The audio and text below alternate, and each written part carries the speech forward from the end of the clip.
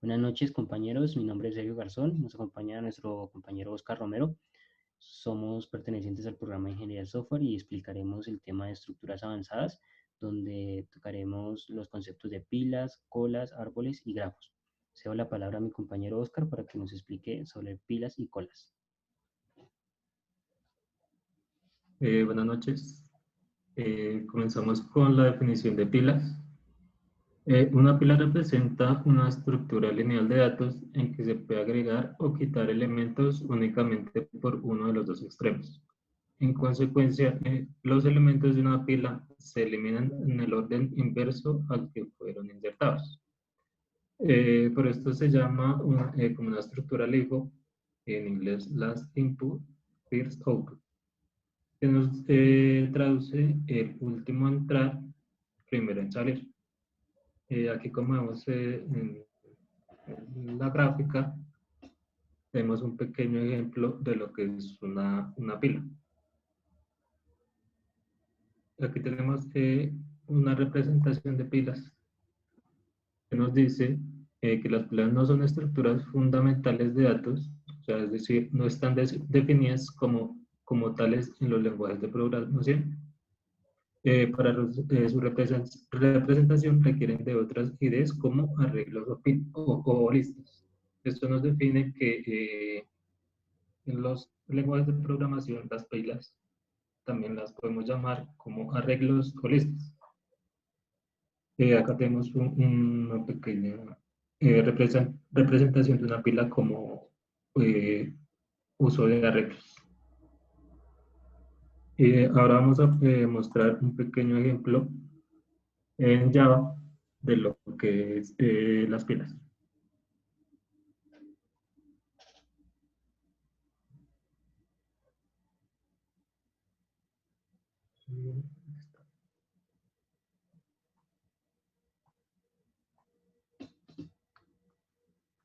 Listo, acá tenemos una clase llamada pilas, esta, ¿sabes? Una clase llamada pilas, el cual importamos del Java util, esta llamada stack, el cual contiene estos elementos, los cuales los vamos a utilizar para el ejercicio, los cuales son el push, que nos define que se introduce un dato en la pila. Con este método introducimos un dato en la pila, el método pop, que lo que hace es quitar el último dato que introducimos en la pila, y el método pick, que es un método para ver el último dato de la pila. Con este podemos ver el último dato, y el empty es un método que utilizamos para validar si la pila contiene datos o está vacía. Acá definimos una variable llamada pila y la inicializamos como un objeto stack, como objeto stack. Y acá ya empezamos a construir nuestra pila, la cual inicia como 0. El primer ítem va a ser el 0, y aquí ya empezamos a colocar el resto de los ítems que van a componer la pila. Acá en esta línea mostramos en la consola el último elemento de la pila, que va a ser el último que ingresamos. Y acá tenemos un ciclo para obtener los datos de la pila y vaciar. Entonces, vamos a ejecutar este ejercicio. Y la consola nos muestra que el último elemento de la pila que se introdujo fue el quinto ítem introducido, que nos muestra que el último elemento en ingresar fue el primero en salir. Entonces acá ya tenemos en pantalla la pila completa. Entonces esto es básicamente el ejemplo de las pilas. Ahora vamos con el término de colas.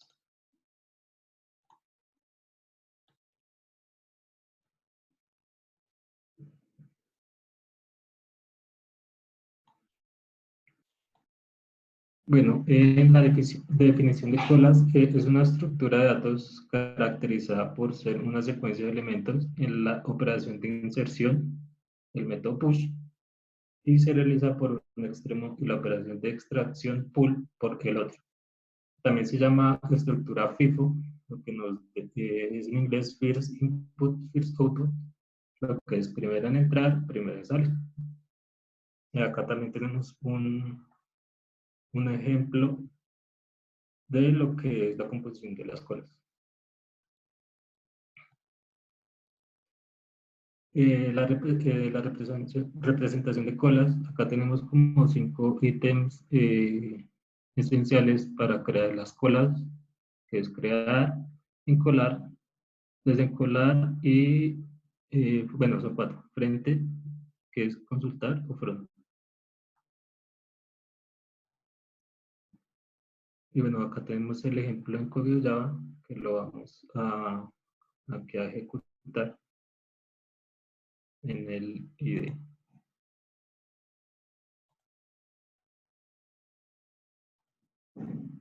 Acá tenemos el ejemplo de colas. Tenemos una clase llamada colas, igual como en el otro ejemplo, importamos del Java util, acá esto que se llama linked list, que es como una variación de las listas enlazadas que utilizamos en Java. Y igual vamos a utilizar los siguientes métodos, el método offer, que se utiliza para añadir un dato en la cola, y el método pull, que se utiliza para obtener un dato de la cola. Acá declaramos la variable cola y la inicializamos como un objeto linked list. El ejemplo, vamos a mostrar los números del 1 al 10. Entonces, acá tenemos un for, el cual nos va a recorrer cada uno de los números del 1 al 10 en este for.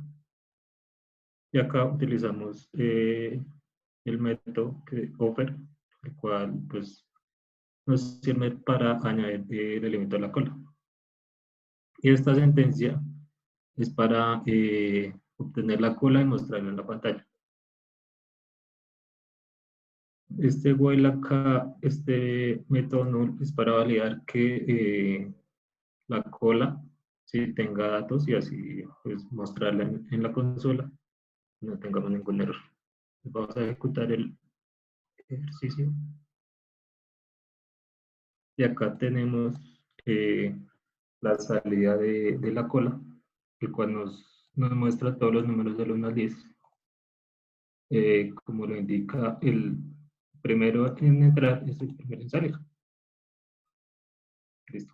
Entonces acá ya los dejo con mi compañero para exponerlo de árboles.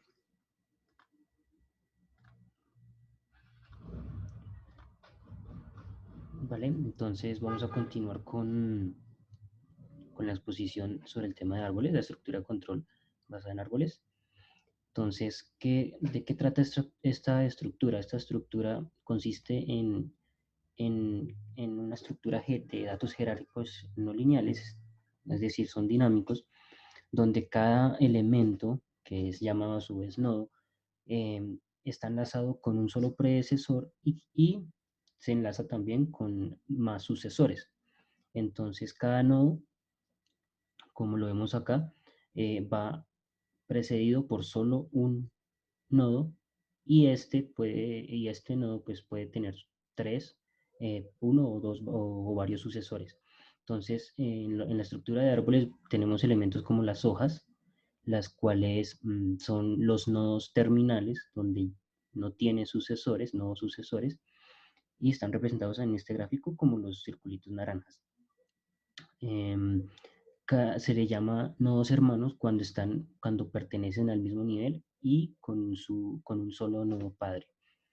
Em, la forma de saber la cantidad o el largo de un árbol es por sus niveles, los cuales están representados en el nivel 0 como el nodo raíz. seguido del nivel 1, que son los nodos hijos del nodo raíz, y que a su vez tienen nodos sucesores, subhijos, que conforman juntos un subárbol dentro de la estructura del árbol. Cabe resaltar que los nodos no pueden tener datos repetidos.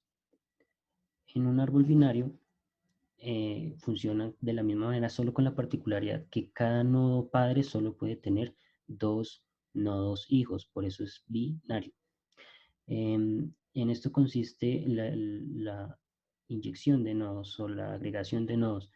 Consiste en un orden donde el menor nodo con menor valor siempre irá a la izquierda y el nodo con mayor valor del nodo padre siempre irá a la derecha.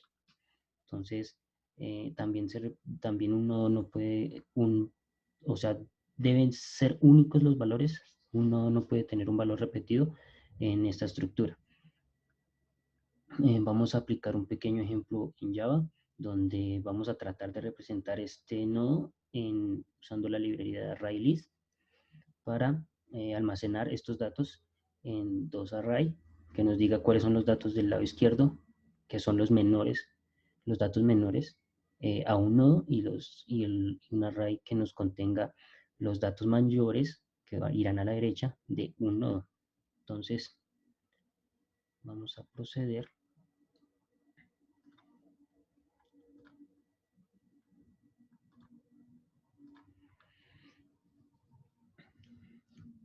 Entonces, procedemos con la explicación. Tenemos en este ejercicio dos clases, una hereda de la otra. La clase Node, donde tenemos toda la lógica de cómo vamos a agregar los valores, perdón, la clase Node, donde cómo vamos a agregar los valores a un nodo, y la clase Triving, que hereda de la clase Node, para ejecutar un objeto árbol que viene de la clase Node. Entonces, inicialmente se va a declarar una variable llamada root o raíz en 0, la cual con el constructor de la clase la vamos a poner el valor con el que va a ingresar o con el que se va a crear esa variable, ese objeto. Entonces, en este caso, nosotros vemos que la vamos a inicializar con el número 19, tal como vimos en el ejemplo. Entonces, se hicieron los respectivos métodos get para obtener el valor de las variables. También hicimos pues la inicialización de los objetos ArrayList, que nos van a permitir almacenar los números tanto del lado left como del lado right del árbol.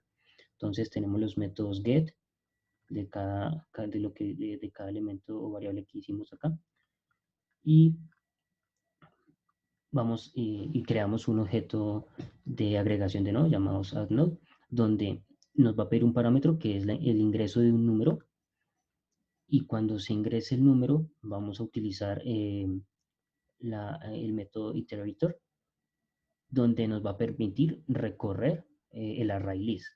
Entonces, al permitirlo recorrer, vamos a validar si ese dato, uno, si ese dato existe dentro del array list, y dos, cuál es el último dato de ese array list que me permitirá comparar si es menor o mayor al nuevo número que estamos ingresando. Entonces, la lógica funciona tal cual lo estábamos explicando. Si un número ingresado es menor a la raíz, entonces de una vez lo vamos a mandar a la izquierda, a un array de la mano izquierda. Pero antes de mandarlo al lado izquierdo o almacenarlo en el array del lado izquierdo, vamos a validar acá mediante el iterador hasNext, mientras esta estructura de flujo de control while, vamos a verificar si existe un dato.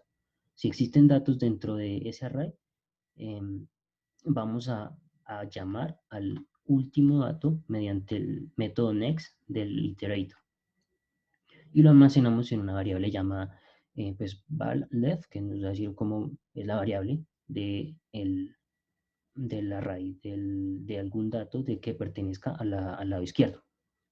Lo mismo hacemos con el lado derecho, con el array del lado derecho, esto para tener actualizado el último dato del array. Entonces, ya validando eso, vamos a verificar si el último valor del array es menor a la raíz, esto significa que efectivamente ese dato corresponde a un valor del lado derecho, perdón, del lado izquierdo.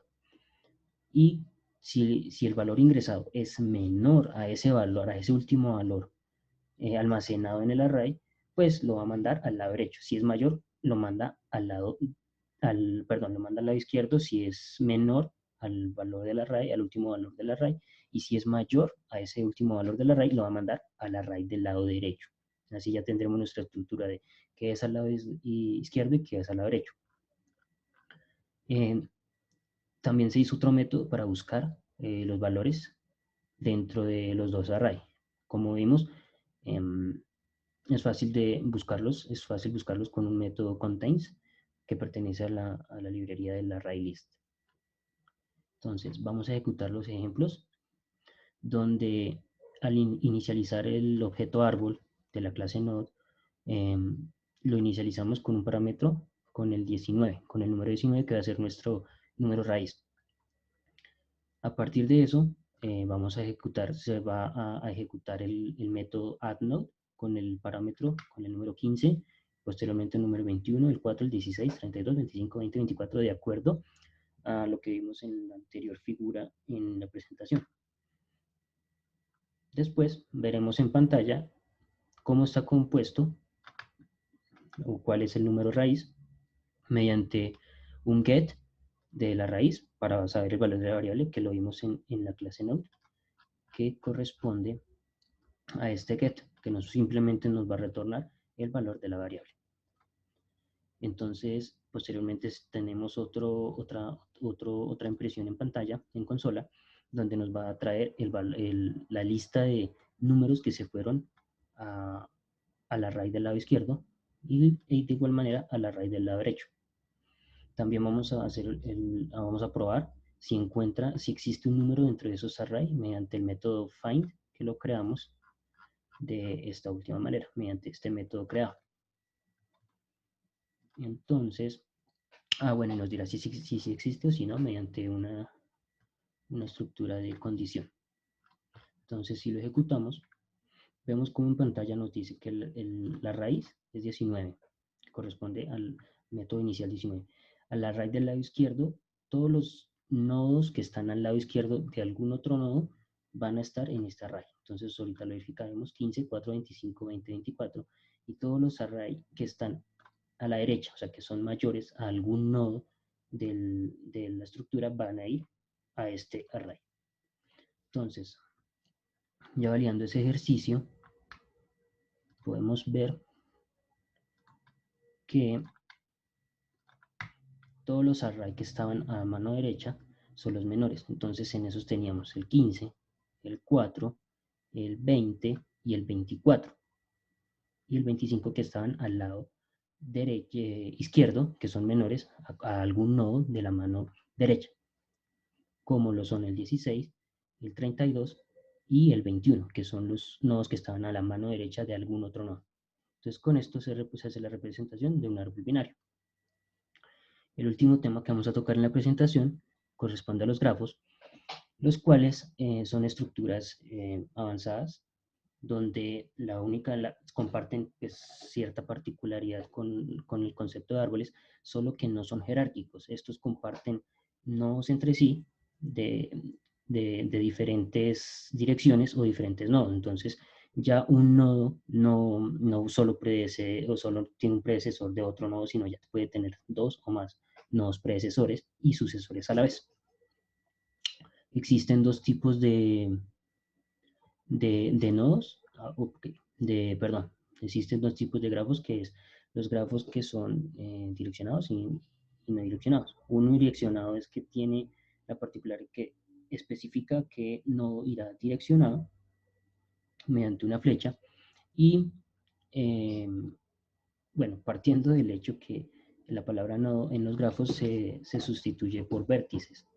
Entonces, cada vértice puede estar atado a varios nodos mediante una flecha donde indica que son direccionados o no direccionados.